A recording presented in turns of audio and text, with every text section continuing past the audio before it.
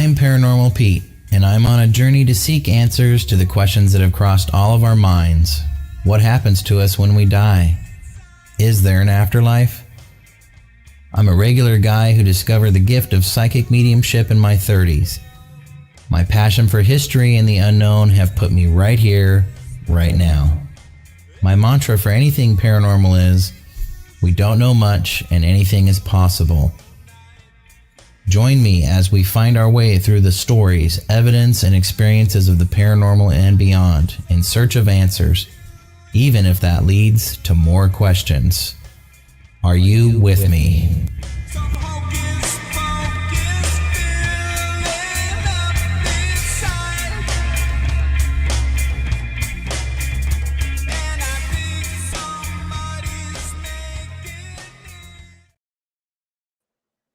Hey everybody, welcome to the Paranormal Pete Show. I'm your host, Peter Bay, and we are on episode 101. Woo! Did episode 100 last week. Can't believe it. Again, major thanks to everybody who supports the show each week. All the guests I've had, including special guest Mica Rand coming on tonight, Silvermoon Medicyn. But she's returning to the show. It was fun to talk to her. And but again, thanks to everybody who follows the show each week, and I hope everybody enjoyed last week. We debuted a new song from my band Steady Rock Cosmonaut. The intro song to my show here is our song called Magic. We just released another one last week called Old Gods. So I hope everybody enjoyed that. If you missed the 100th episode, it was a lot of fun. It was a 2-hour show. So if you go to WLTK-DB.com, you can get to it there, or the station has a Podbean account. Anywhere you can stream you podcast from. If you want just the audio version, just look up WLTK-DB and just look a little ways back and you'll find last week's show. Or you can download the station app. Just look up the station name on your wherever you get your apps from. Okay, that's WLTK-DB. You can catch prior shows and get to the website and navigate around from there as well. You can also sync the station calendar to your calendar so you don't ever miss your favorite show. And so much going on there on the station. It's crazy. Big shout out to Todd Bates, host of Haunted Voices, for running this whole ship. I don't know how he does it, but and thanks to all in the station who help produce and everything. So but we're here again, episode 101. Looking forward now to episode 200. Maybe that'll go by quicker time wise. We'll see. But little housekeeping. Next week I will be off from the show. However, if you want to catch me, I'll be a guest on a show. I don't know if it's pre-recorded or if it's live yet. It's a show called The Grave Talks, hosted by Carol Hughes, and I'm going to be talking about haunted Port Gamble and sharing some of my favorite audio clips. And so that'll be a lot of fun. That'll be next Tuesday. The following Tuesday, I've got psychic medium and intuitive Kay McBean Pagan coming on the show. I'm looking forward to talking to her. She's got a really interesting story and about connecting with ancestors, and so I'm looking forward to talking to her about that. Then the week after, I've got Jennifer Page, who hosts I Talk to Ghost podcast. So some great guests coming up. I'll be announcing more as time moves on. You know how the show flows, but some exciting guests coming up. And then on May 20th, from 9 a.m. to 3 p.m., I'm taking part in a benefit for an organization called Mission 22. And it's hosted by Debbie Romero of transcendwithdebbie.com. And if you make a suggested donation to the organization, you get the Zoom link to be a part of that. There's over 20 mediums doing demonstrations, and my time slot is at 1:45. So 1:45 p.m. So go to transcendwithdebbie.com. It's an organization that benefits mental health, which is super important. We're finding that out more and more, I think, as time goes on. So great organization to be benefiting. So hop on transcendwithdebbie.com for that. And tomorrow, I'm excited to say I'm going to be on the Psychic Hour with fellow host here on WLTK-DB, Kelly Brickle, with the Psychic Hour. So that's tomorrow at 1 o'clock. We'll be talking about the paranormal and doing readings during the show. So if you haven't checked out that show yet, it's called The Psychic Hour. So it'll be on tomorrow at 1 p.m. Pacific, 4 p.m. Eastern. So hopefully you can check that show out. So yeah, I've got a few things coming up. I'm going to be posting some summer dates for ghost walks and investigations. I'll do a couple of those this summer. So I'll be posting those dates probably here in the next couple weeks. And I'll be posting updates to portgamble.com for the 14th annual Port Gamble Ghost Conference coming up. And it's going to be November 10th through 12th right here in Port Gamble, Washington on Puget Sound. And again, it's the 14th annual Port Gamble Ghost Conference. So we'll start getting applications out there for vendors, speakers, and classes, and just start updating everything on the website. So keep on the lookout for that at portgamble.com. If you're interested in tours, investigations, or readings, go to right here on my hat, portgambleparanormal.com for all that information there. We've got a few people chiming in here. Courtney, thanks for checking in. That song, oh, thanks. That's Song Magic's one of my favorite ones that the Steady Rock Cosmonaut plays. Love it. And then PRI, Mr. Michael White. Can't stay long, but wanted to say hello to you and Silvermoon. All right. Thanks, Michael. And good friend of the show, former guest, Jackie Campbell. Hello. Welcome, you guys. Courtney saying happy 101st, Pete. Got the right show this time. Nice. And good friend of the show, Katie Brown. Oh, she loved the song Old Gods. Very Lovecraftian. Very nice.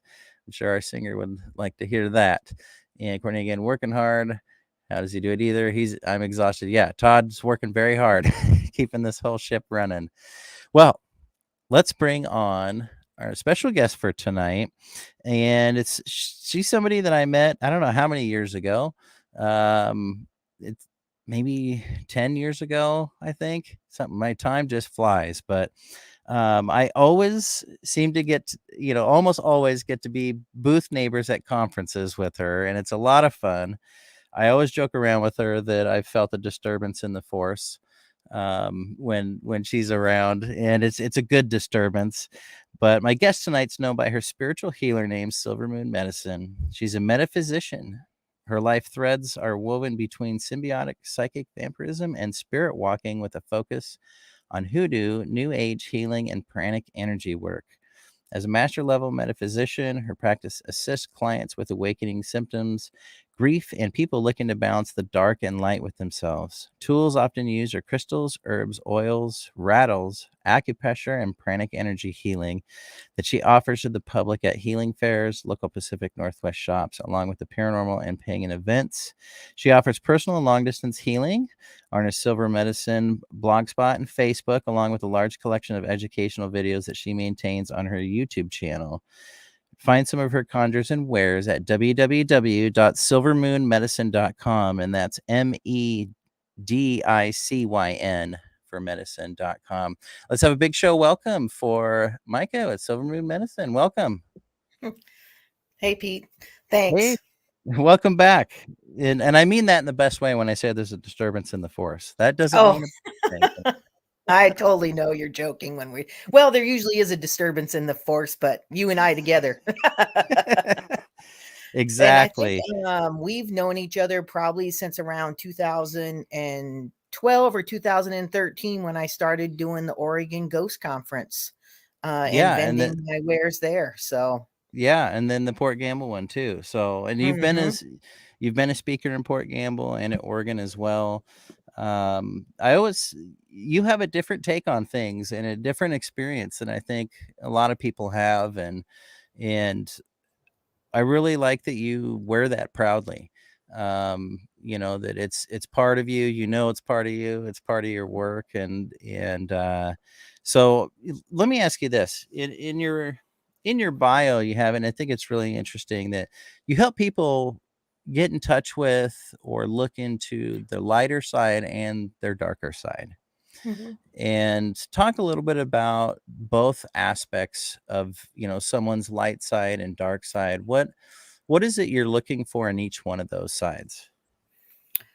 I think what I'm really looking for is to help that person balance themselves, mostly emotionally. Right. I think that's where a good focus of my practice is that I like to help people focus on both the happy, go lucky, maybe angel side of themselves, and or, the dark, possibly disturbing little devil on the other side of themselves, and kind of finding the balance between that.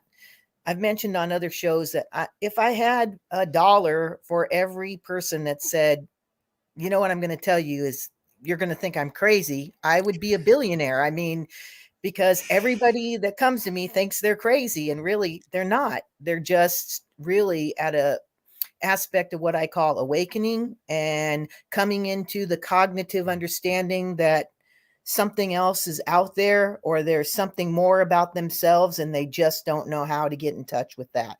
So kind of balancing that in the person is the most important thing. Yeah, and I think finding balance not just on a spiritual level, but just on everything in life. It's hard to find balance, but most of us don't think about that spiritual side Hmm. and the balance. And I feel like it's, I would say probably would you say the majority of everybody is out of balance? Yeah, absolutely. We're Yeah. all out of balance. I mean, Yeah. that's part of being human, right? I think that's part of the human aspect is for us to constantly balance ourselves every single day, especially managing emotion, right? And managing, how other people's emotions affect you or your emotions affect others, and all that kind of stuff. I mean, that's what we came to skin for. That's what I think. Yeah, exactly. And PRI here, I know that's Michael. Without understanding your own duality, you can't know yourself. I think, Hallelujah to that. It's true. yeah, exactly. You got Mariner Blue checking in. Hey, Pete. Hey, Silvermoon. Looking forward to the show tonight. Thanks for watching. Yeah. So has your worked? I don't want to get into the pandemic, really and all that stuff, but did you kind of notice, was there a real shift more on the darker side, over the past few years? Like what in the calls you get, the people you help out, what have you noticed more so than not the last few years? I think before the pandemic, people were just kind of like trudging along and not really sure of kind of what was really going on with them, and that kind of thing. Right. 2012 to me was a big awakening for some souls, but then when COVID hit, COVID took a toll on people, right? I mean, Mm-hmm. some people were forced to stay home together that hadn't had to stay home together. Right. Families had to become this family focused thing, and that wasn't how they had operated. Like I had mentioned in other shows, is that some relationships work because everybody is opposite of everybody and not everybody works together all the time. you Right. know I think people started to look more introspectively into themselves because they were facing death every day that they walked out the door. Whether Yeah. that was true or not true, I'm not here to argue the politics of it, but Right. spiritually, emotionally, mentally, people thought, if I walk out the door without the mask, without this shot, or if I don't get this shot, I'm facing my own mortality. What does that really look like, and what does my life feel like in balance? Yeah. I mean, I work with a lot of people that work in cubicle land, and they all got sent home. And now none of them want to come back to work because they found that their work life balance feels so much better working from home than it did working at the Yeah. office with the toxic person that was sitting next to them. And so, I mean, it really created a great change in the way we think about our lives and ourselves. Exactly. Yeah, I think, and if there's a silver lining to some of that, you mentioned people having to look introspectively and focus more on themselves. I mean, that's always a good thing. And Hmm. even though it might be painful to do at first, it's something that everyone should do. Um, we got it's good comments here coming in. You got Bob. Hey, getting to know oneself is the ultimate discovery. Yeah, Hmm. absolutely. That's Both true. sides of it, both sides, the dark and light. Milgrid, I'm so excited to watch the stream tonight. Thanks for coming on, you guys. If anybody's got any questions, put them up there. We'll get them up here and do our best to answer them. So I wanted to ask you, we're going to talk about your presentation at the Oregon conference here in a little bit, but I wanted to ask, some of the work you do is psychic vampirism. And I think most people have it sounds negative. It just sounds, Hollywood has made it very negative. it sounds freaking just, like I don't want anything to do with that, sort of thing. First of all, what percentage would you guess of people know that they do that they do psychic vampirism? I mean, I guess the people that I have encountered, there are some that to me have no clue that they are energy takers, that they will drain people dry and don't understand why they do it. They Right. don't understand why people don't want to spend any time with them. I mean, there is a good percentage of people who are not awake as energy. I guess my other thing is that I'm curious to see how the whole energy vampire thing is really going to be as we grow and learn that we are all energy beings and we are all constantly taking and giving energy. The thing with psychic vampirism is the person is taking your life force, right? They're taking the essence of yourself and draining you of that. When I say Right. exchanging energy, we're all exchanging energy all the time. That's just like this ambient energy that's around you that we shuffle off and is within our aura. That's my opinion. Then you have your layer of your emotional body around that. So for me, as a symbiotic psychic vampire, that is what I take from you, is that part of your energy aura. Because I call myself a symbiotic psychic vampire because I feel like I am different than necessarily psychic vampires. I've been to many psychic vampire conferences, literally, where there's been 100 to 200 people all in the same conference area and taking classes on learning how to control your energy and control others' energy. And, so I'd say at least 200 of us are at least ethical or more. Well, I mean, hopefully that part of keeps it is an growing. ethics thing, darn, I have morals and ethics. I have to think about, am I draining this person when I'm around them and that kind of stuff. And so Yeah. I think once I realized I knew what I was, like symbiotic psychic vampire, it really helped me be able to understand more about my energy, the energy that I needed to feel healthy and feel good about myself and to feel like I was doing what I was supposed to be doing. And I think that did make a huge difference in my life, a gigantic difference as to how I operated emotionally, mentally, physically. It was very important. So if there are psychic vampires out there that might be listening or run across this, I encourage you to get in touch with somebody that can help you modify what you're doing or help you understand where you're really at in your life of psychic vampirism. That didn't really answer your question per se. Well, I very well said either way. Very well said either way. So once you kind of discovered that for yourself and were able to make improvements in your life, what did you find? Like, how did that lead into helping other people? Because, if you're taking energy, I've heard you talk about it before, that you can use it for healing because you can take, the things that are holding someone down within that, that emotional level, or maybe even deeper. Like, are you removing things, blockages, things that are holding people down? How does that kind of work when you work on somebody to heal them using that? That's pretty much exactly what I believe Oh, that I'm doing. I am I'm, putting my hands through that energy area. And there also people will come up to you and start talking about a lot of emotional trouble or traumas or pains. And I think a lot of readers and healers get this information from people. And for me, then that what I'm getting that information and I am kind of, extracting that from them. And so when people leave, they feel they feel a lot lighter, or wow, God, I feel so much better. Or somebody will come up to me, I don't know why I just said all that to you, but boy, do I feel so much better.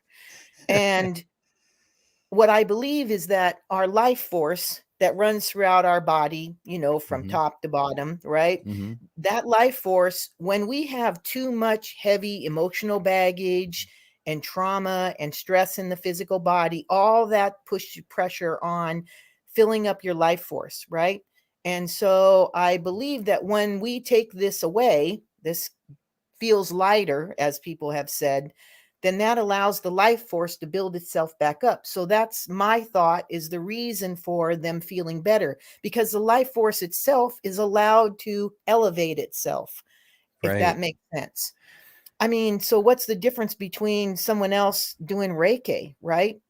Reiki, you're, and correct me if I'm wrong, you are uh, opening up all these portals through these different Reiki symbols to be able to create. So they're just channeling that energy through those portals and using those things where I don't really need to use that. I have it within myself to be able to do that, if that makes sense. Right. It makes sense. And I can visualize, everything that you're talking about, and how you can extract, but only extract, what you need to. And I do believe that when you've got a lot of emotional baggage, emotional weight, it really is a weight. And so when Mm-hmm. you say that people would describe feeling lighter, they're getting that high energy back instead of Mm-hmm. those low, weighing down sort of energies. And so it makes total sense. Which kind of leads a little bit into what I talked about on the at the conference, both about the world weariness and a little bit about spiritual exhaustion, because that spirit is weighing heavy on the person, and Yeah. when you're able to adjust it, it really makes a huge difference. Not Yeah. necessarily so much, it might take weight off things that you Yeah. didn't realize was causing you issues. So Yeah. Well, a little bit about what I talked about. yeah, let's get into that a little bit, because at the conference we'd kind of talked, and you had brought up that, your presentation kind of picks up almost in a different way, but in a good way. What? It picked up right off of yours. I mean, Yeah. you started talking about some of the very similar stuff, and I was just like, wow, I love when we're on the same thread. You know what I mean? The whole Yeah. thing seems to be, and I believe it comes in waves. Like, I've really watched all the conferences and how different topics, even though none of us talk throughout the whole time frame, we come to the conference and we all seem to have a part of the same thread that we seem to be weaving. It's So, all, yeah, it's almost like in the other 12, 11 months that we're not at these conferences, we're all kind of maybe having a similar experience that is leading us in a certain way.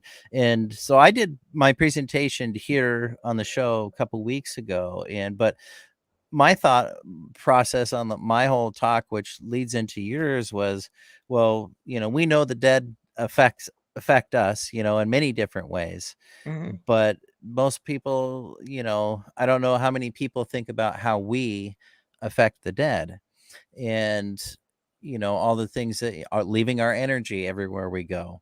Mhm. Maybe some things are trapped in the areas where we're leaving not great energy from ourselves. And there's a lot of different ways that the dead can be affected by the living.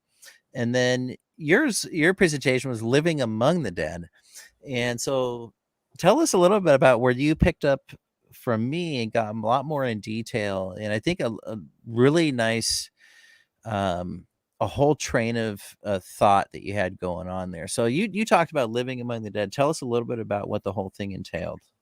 Well, and my thought about a living among the dead wasn't necessarily about, uh, you know, psychic mediums. It wasn't about that. You're living with the dead all the time. I mean, that's part of it. I'm more kind of was thinking along the lines of just us regular humans living with the dead, right? So someone that's passed on, or someone that we had a soul binding contract with that we never was able to sever before they passed. And just, I mean, what makes us be ghost hunters want to get into ghost hunting, right? I mean, what brought you here? I mean, was it somebody that you wanted to meet. I mean, I think a lot of the clients and people that come to ghost hunting are looking for that one psychic medium to connect them to that loved one that they can't seem to either let go of, or they need a message from, or they need a connection from, so they can move forward.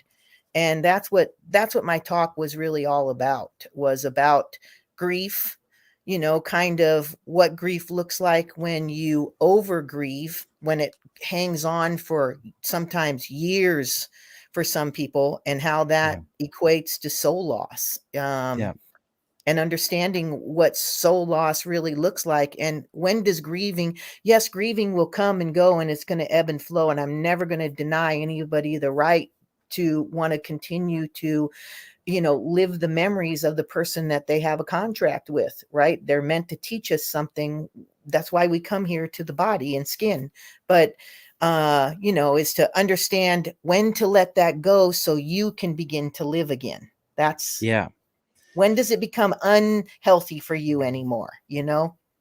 Right. Well, how would somebody know? Like, what would you tell a client of yours that's, with the thinking of, you never deny the right for someone to continue to grieve, but I know a lot of people probably, they get to that point, like, should I be moving on? Not quite sure. What do you tell somebody? Like, do you just know? Are there things to look out for when you can start moving on? Is it your soul telling you, is it your inner self telling you? How do you spot that? What would you tell somebody? Well, I think number one, if somebody's coming and seeking something out, that's like the first step, right? I mean, that's the first step. You're looking to create a connection, and then I want to find out, what is it about the connection? What is it that you're yearning for? What is it that why do you want to contact that person that's gone? Do you realize what the cord is doing to you and to that spirit on that side? I mean, like you said, are we affecting them? I don't know. Are we keeping them stuck from moving to the next level of ascension that they're supposed to be doing? Or, or is it just our cognitive brain haunting us because we're humans and we tend to live for the negative and not for the positive too much? You know what I mean? And I think just kind of asking a lot of questions is what I do. Yeah. And then just kind of teasing out where the person really is at, both emotionally, mentally, and physically, in their process of grieving for that connection. Yeah, I think it's great. And I always say anything's possible, right?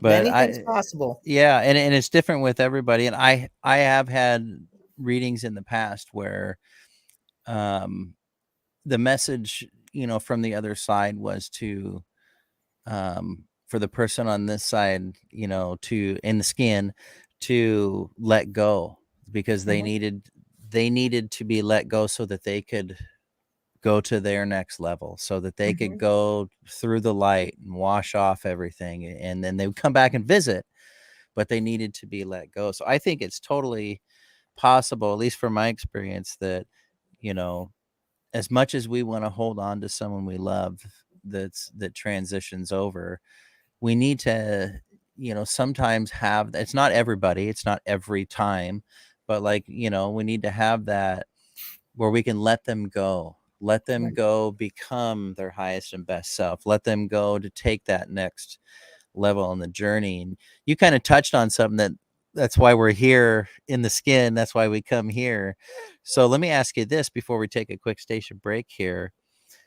I mean, do you think that our time on this earth, this reality, this physical reality, whatever it is, right, that our souls are here to learn something before we can go continue on the journey? Like, what do you Yes. think? Yeah, I do think that our souls come here to learn things that they can't learn in our spiritual form.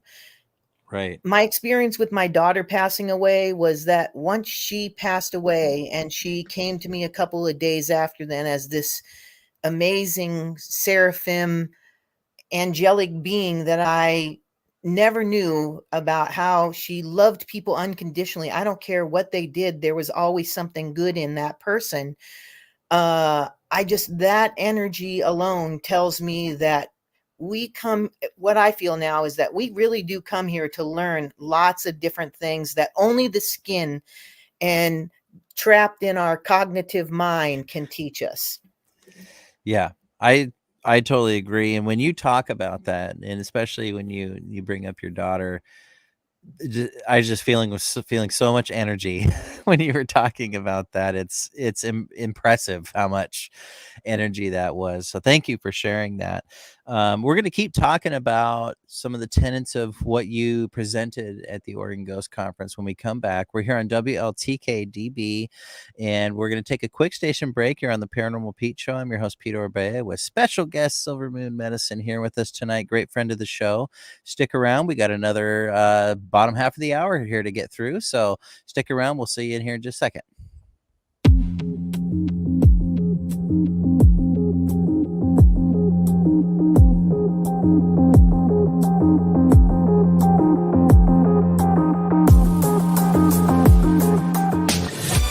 Want to see your video here?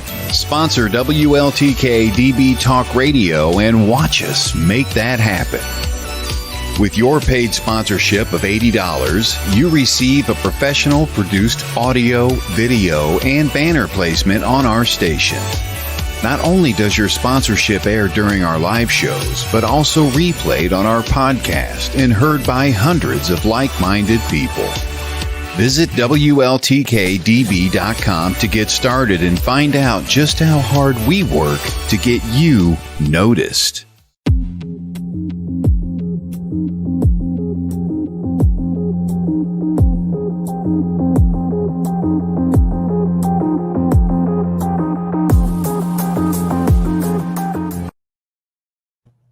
We're back here on the Paranormal Pete Show. I'm your host, Peter Orbea, and we're talking with Silvermoon Medicyn, and we were just discussing some of the stuff that she talked about at the recent Oregon Ghost Conference, which, by the way, go to OregonGhostConference.com. I think it's the 22nd through the 24th next year down in Seaside, Oregon.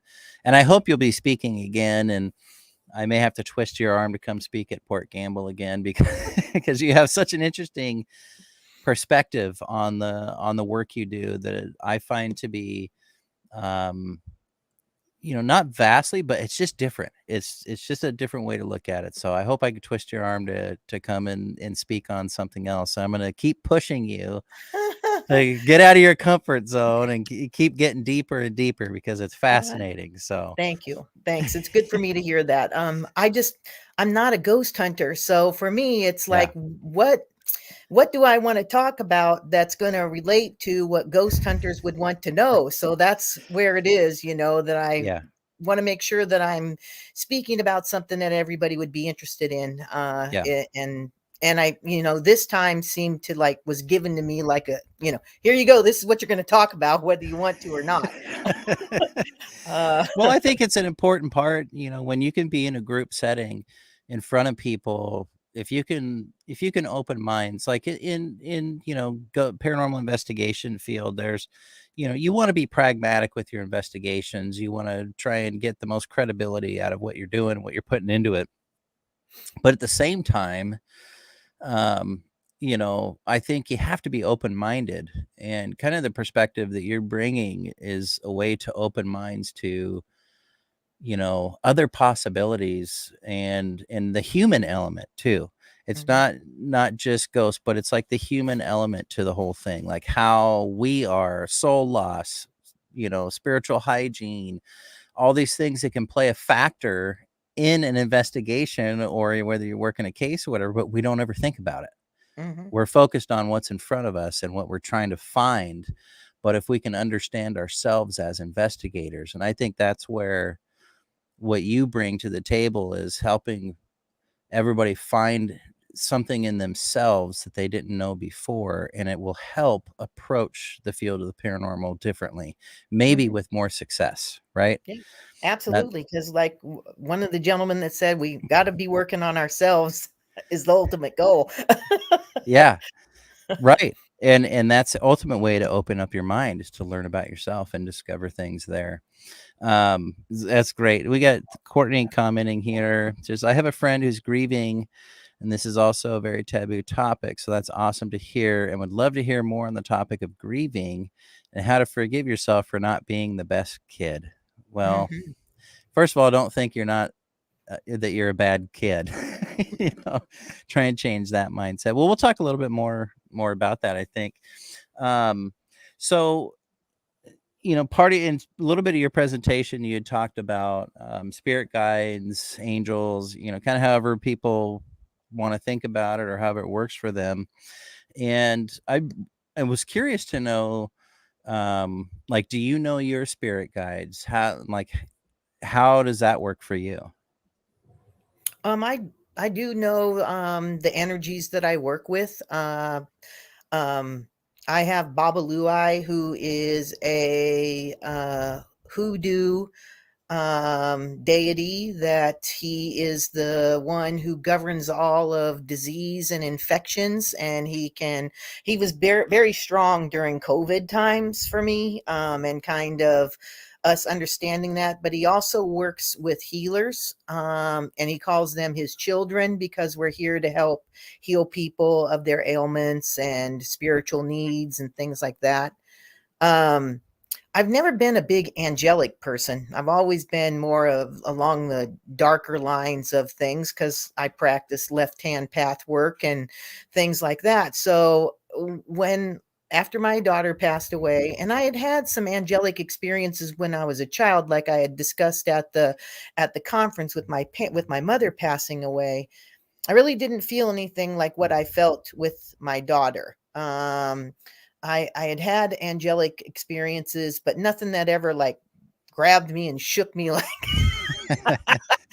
that one did, and really kind of just said, guess what's going to happen to you? You're going to be working with all these different deities that you hadn't really been working with. So for me, I've really been drawn to Saint and Archangel Raphael has really been very present in my life over the last couple of years, as we went through COVID and now dealing with everything on the other side of COVID. Santa Morte was really big. Mind you, she really hurts the sugar skulls and all that. If you think about, when did that really start hitting our mainstream shelves? You've seen a whole burst of what I call Santa Morte on the shelves. That made me think, what is coming, right? Because why is mainstream showing us all of this? And maybe I just see things from weird, I was a little crazy, and maybe I just see things from weird things. But then what happened? We had COVID. So, were those things kind of preparing us? I don't know. But for me, they did. And that's all synchronicity to me in my mind as to how things are going. So, well, what would you suggest if, you see things in a different way? What would be a way that you would tell somebody to help them recognize signs like that within, in their surroundings, in their life? How does one kind of start to recognize when something's trying to communicate with them? What do you suggest to people? What really got me started was the Celestine Prophecy, and that's a very old books from quite a long time ago. There is a movie out, and of course that's very old too, the Celestine Prophecy. I don't know if you've ever I've never heard of it. So the book and the prophecy talks about how everything is energy, and how we give and take energy from everything and everybody and everything if we're really made up of molecules, and if we get farther into quantum physics, right? Look at how we're affecting each other even right now as we're working through an energetic tool itself, right? So I encourage people to see something like the Celestine Prophecy, because it talks about how each little different experience gives you a taste of what you're special or need to be learning. Like, why did I meet you, Pete? Right? Why did I meet you? And then when I met you, you were kind of just getting, you were just kind of really getting started. And Yeah. then next thing I know, poof, here you are. You know what I mean? And there's been many others that I've met along the way. And why did we meet that person? And how did they connect to where I am right now? And all those different things. Did that answer that? Yeah, I mean, it's all fair game on this show. So, no, it's interesting when you think about how we affect each other.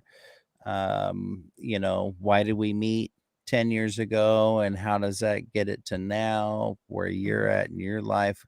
We all have some sort of effect on each other, and so I think I very well said. And so what was that called? The Celestine It's called the Celestine Prophecy. Prophecy. CELST. I think it's STINY prophecy, if I got it spelled right. Okay. Well, I'm gonna look that up, and I encourage everybody It's listening to look that up and read about it and see how does that how can you see that in your life? How can you feel that in your life? And very interesting. Go ahead. And you'd find it like late 80s. It's a late 80s book. It had the 9 insights, and then they had a 10th insight roll out after that. And then I had already, once I had absorbed the first, few insights, to me, I was kind of like, oh, bing, the light bulb clicked on. And the next thing I know, I'm, giving rocks out to people and all that kind of stuff. So I'm one of those people. that's right. Merlinite. It's a beautiful stone. If you ever have an opportunity to spend some time with Merlinite, I've got them right. Got them right here. I am one of those people that gets rocks from her. Well, and I don't know. It will expand your mind and your whole thinking. That's what that stone does. There's definitely something to it. I haven't quite grasped exactly what it is for me yet, but there's something to it. So I'm going to keep plugging along with it until I have that light bulb moment and go ding, And see, that's what I'm saying, is that you don't know exactly what it is, but you just keep coming at it. And I just believe that no matter who you're with, deity wise or God's wise, if you're not meant to do it, they'll put up enough blocks that you finally get the message that you don't go down that path. You go down this path. Yeah. And I wonder if guys, it takes a few extra blocks for guys, I don't know. Versus the ladies, but I would imagine so. So one of the things that you touched on a little bit in your presentation, and I've heard you talk about it before, and I think it's such an important thing with more and more people every year going out and starting teams and investigating and going to haunted places, creepy locations, going to people's houses, spirit hygiene. That's something that I don't think a lot of people think about. Mm-hmm. Tell us what your take on spiritual hygiene is and why you think it's important. Well, I think it is the most important part, because it's our responsibility as ghost hunters or people experiencing the paranormal to understand where we stop and where they start, or where they stop and where you start. I mean, understanding how your energy is, like you said, affecting other energies. And to realize that it's easy for us to pick up those energies. I think we do it no matter what. Look, in many cultures, there's things that cultures do, like have people wash their feet every night, like a ritual, because we walk and pick up that stuff.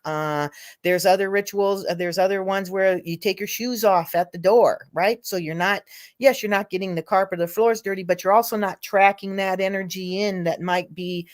I mean, we all know about the shadows and the lurkers and all that kind of stuff. They can, that energy can cling on you, and then you're dragging it into your home. I think I encourage people to have a change of clothes. Like when you go into some really heavy duty houses, that energy sticks with you on your clothes and on your skin. And go home and take a good shower. I mean, if you want to do a ritualistic kind of thing with a certain wash or salt or whatever it is that makes your mind connect with the fact that I'm letting all this energy go and it's not going to stick with me. It'd be like you can have one bad apple in the basket and all the apples can be bad in a very short period of time. So I think of it like that, and making sure that you're not the one bad apple bringing it home to, because literally Yeah. parasitic energy and not necessarily demonic, but that type of thinking that gets wrapped in our heads and in our mind and our emotional body will go home and it will start to affect people around us, Yeah. so Right. It can affect your family members that you've come home your to, pets and your your pets. pets Yes. your Yes. pets can sense it even faster than your family can, right? I mean, all of a sudden your dog's like, whoa, where have you been at? I don't want to be anywhere near you. I've got a couple of kittens that are Yeah. about guys, they're probably like 8 months old now, so they're not very little anymore. So I'm just waiting for that time where I come home from an investigation and they're like, on Yeah, or guard, like, hopping oh my god. sideways. I'm waiting for that time, waiting for that to happen. Then you But know to get yourself showered off or, yeah, yep, something. yep. Palo Santo, get some Palo Uh-huh. Santo going. So when in certain experiences I've had with people, like doing a reading for, or in some cases I've just seen it when I'm just out and about. What does this mostly is for like empaths, when you're looking Mhm. at someone who's very empathic, someone who doesn't know it, and they've got like just a mountain of it on them, right? Mountain of Mhm. everybody else's energies. What does it look like to you? Because to me, it looks like kind of a black goo or like a black cloud that's around them. Do you see these energies? Do you ever see them, or how does it look like, or how do you perceive it? So for me, I don't see them. I sense them, like I can feel it very Okay. heavy on me, and I also can taste it and I can smell it.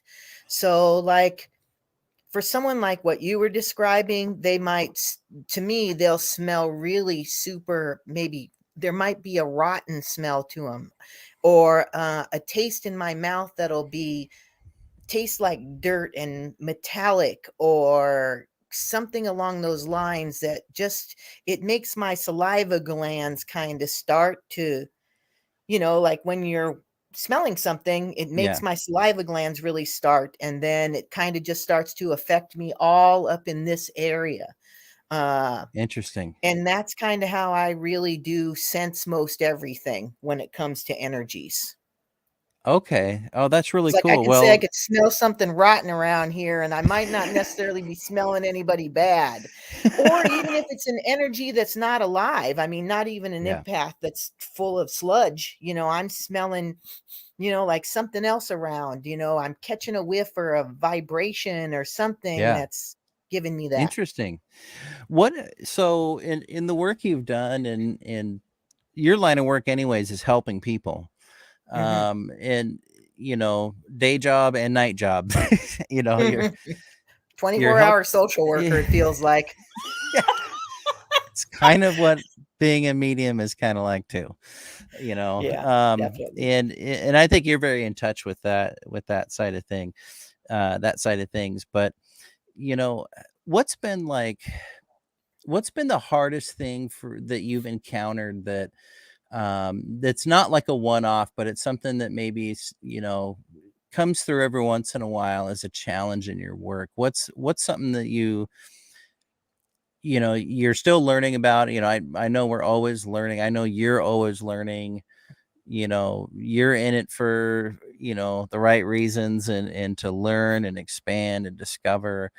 But what's something that's like always been a challenge for you, even to this day, in working with energies and things like that?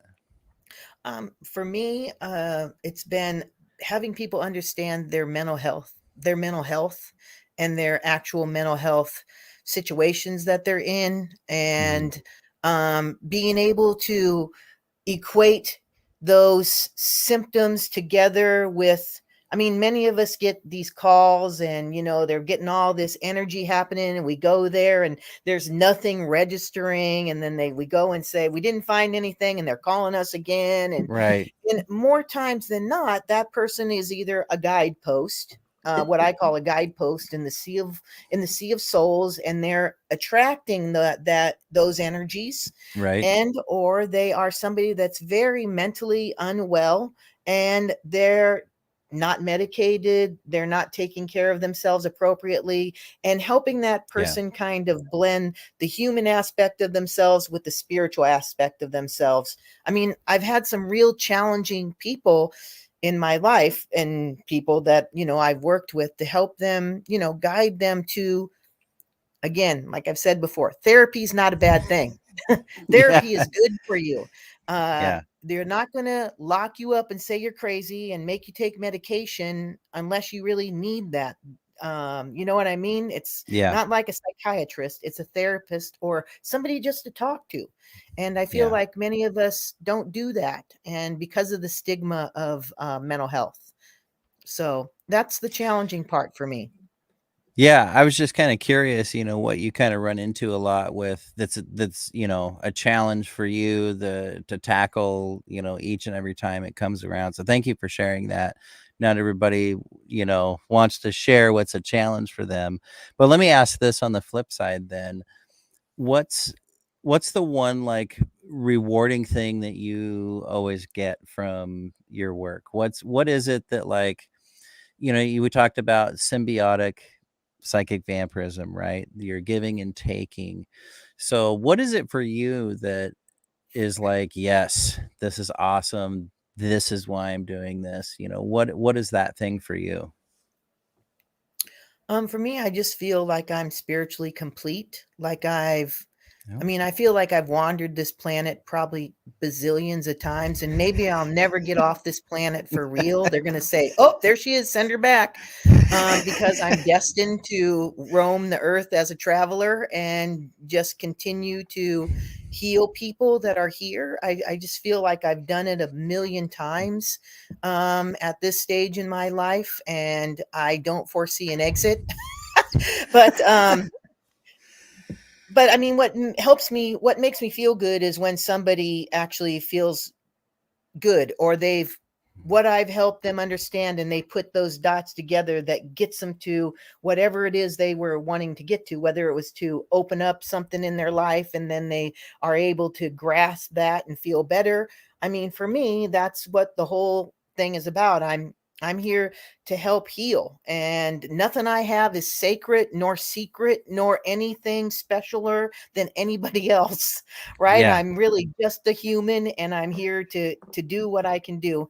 The other thing is I know if I don't continue to do what I need to do to help my symbiotic psychic vampire piece of myself, I will get sick.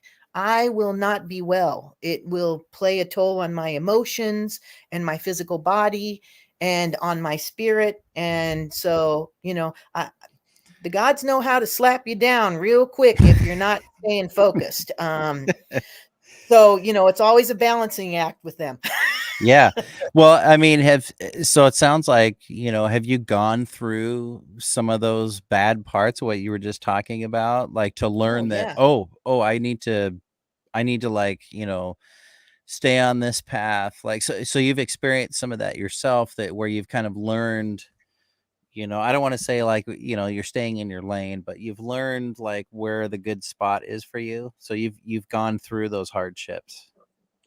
Absolutely. I've gone through nights of the dark soul, many times. I mean, just learning to understand who I was and what came here to really do. I mean, I could tell you some amazing stories about things that have happened to me, both a lot of dream work and a lot of dream understanding that has kind of awakened me, experiences that I put myself through, that why the hell did I do that to myself? Right. I mean, and because it was to teach me a lesson that I had gifts that I wasn't willing to understand or allowing myself to swallow per se, Yeah. So Yeah. Well, and I very well said. I like what you were saying about the. I feel like you've roamed the earth for a bazillion times. There may be no exit, but you know what? You know, on the sea of souls, right? We need those people. We need those people like you to continue the work of discovery and learning and getting people lined up, and maybe, just maybe, at the end there's a little extra bonus for you because of all the work that you put in, right? Maybe. I'm not going to count my chickens before I hatch. Well, I don't know who I'm going to see, whether it's Peter or I don't know, one of those Hecate, Babalu. I don't know who's going to meet me at the gates, but Well, I it'll be think there's okay no matter what, So exactly, and I think people like you, they're doing this work. There's got to be, for the sacrifice, the soul sacrifice that it takes to go through that. There better damn well be an extra little bonus for you. You know what I mean? yeah, absolutely. Yeah. Well, that's what I keep hoping in the back of my mind, but Yeah. I'm a Well, human. I'm not going to hold any stock in it until I get there. exactly. We won't know until we get there. That's right. We've got a couple minutes left, and if nobody has been to Silvermoon Medicyn booth at a conference or a market or wherever, be sure and stop and talk to Mica, because you'll learn a lot, and I hope you've learned a lot just in this short conversation we've had tonight. And so, what have you got coming up? I know you got some things coming up, some places you're going to be. Where can people find you? So you can always find anywhere I'm going to be on Silvermoon Medicyn, New Age Botanica, but it's silvermoonmedicyn.com. There's an event tab at the top, and it talks about, I show all the places that I'm going to be at, and I do I'm going to be at the up and coming. I spend a lot of time in Tacoma because that's kind of close to home. So I'm going to be at the Spring Fairy Fest on May the 20th. And Nice. that is in Tacoma. And then on June 4th, I'll be out at Pickering Barn out at Issaquah. Nice. And at the Strawberry Moon Festival, which is an amazing festival where they have merchants and artists and music, and a lot of the ones I go to will have music and people dressed up, and it's really fun. I'll Nice. be doing the Llamas Festival on August the 6th. Again, then I'll be doing a Fall Fairy Festival, and I will be, for what I call the mainstream muggles of the world, I'll be at the Seattle Oddities and Curiosities. Nice. That is an amazing event that I go to. That's in October. So it's Nice. a 2-day event this year, and it's our first time doing that. There must have been 10,000 people show up there. I remember you telling me that before. I was like, oh, me and my one little worker at the time was totally unprepared. Well, now you'll be more prepared. I was more prepared this last year. Absolutely. I had reinforcements, because you can't even go to the bathroom. There's so many people around your table. And if you come to see me, I don't want to say get in line, but literally sometimes you have to just keep going by my table to see that I'm not chip chapping my mouth off to everybody and anybody. Because medicine is free, right? That's what it is. It's free. It costs nothing. I don't sell people stuff they don't need, right? If you say, oh, I think I might need this, and you tell me your story and it's not really what you need, I'm going to say, that's not what you need. Maybe it's some simple little cognitive thing that you really do need to think about. And it has nothing to do with what I have on the table. And that's medicine. That's all free, So yeah.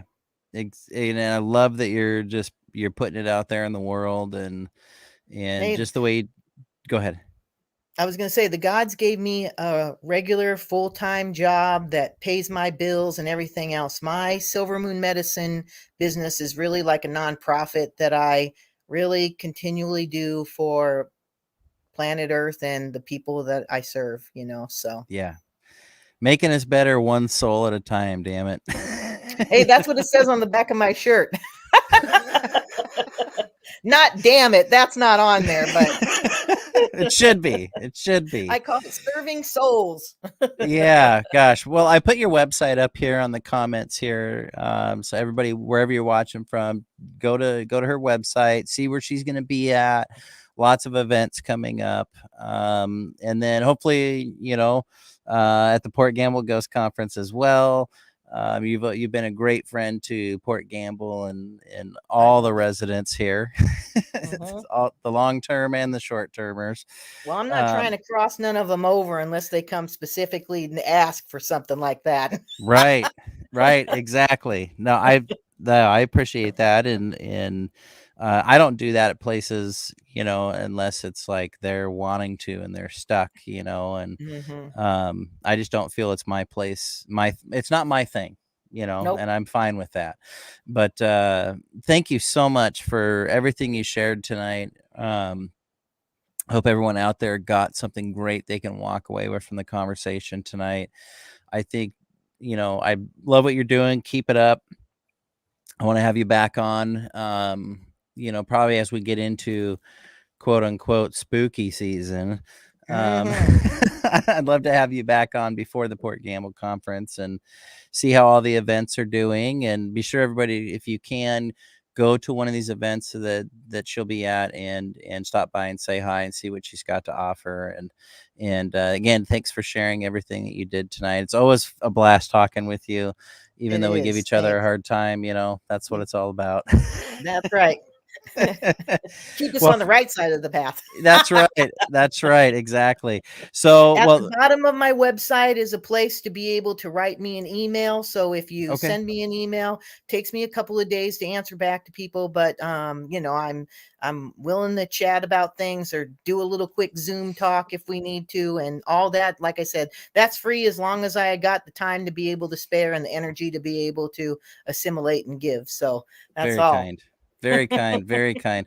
Well, thank you so much. And next week, just a reminder, I will be off next week, so we'll replay one of the shows. I'll pick one of those and we'll get that replayed, and then I'll be back the week after with Kay McBean Peden, and the following week will be Jennifer Page, host of I Talk to Ghosts. But next Tuesday, I'll be on the Grave Talks podcast with Carol Hughes. We'll be talking about Port Gamble and the hauntings here. And anybody who knows me knows I love to talk about that. So there won't be a shortage of conversation for that show at all. But I want to thank everybody for watching and commenting and listening, joining the conversation tonight. And to you, Mica, thank you so much again. And I wish you a wonderful week. Wonderful upcoming season of doing setting up at shows and things like that. Wishing you all the best there. And to everybody else out there, be sure to be present. Take time every day to be present. Quit thinking about yesterday, what you should have done. Quit thinking about what you're going to do. Just be here and now. Take some time each day to do that. And wishing everyone a great week. And we'll see everybody in a couple weeks. We're here on WLTK-DB.com. I'm your host, Peter Obey, on the Paranormal Pete Show with special guest, Silvermoon Medicyn. We'll see you all on the flip side. Take care. Take care. Thank you. Thank you. The truth is here and now on WLTK-DB Talk Radio at WLTK-DB.com.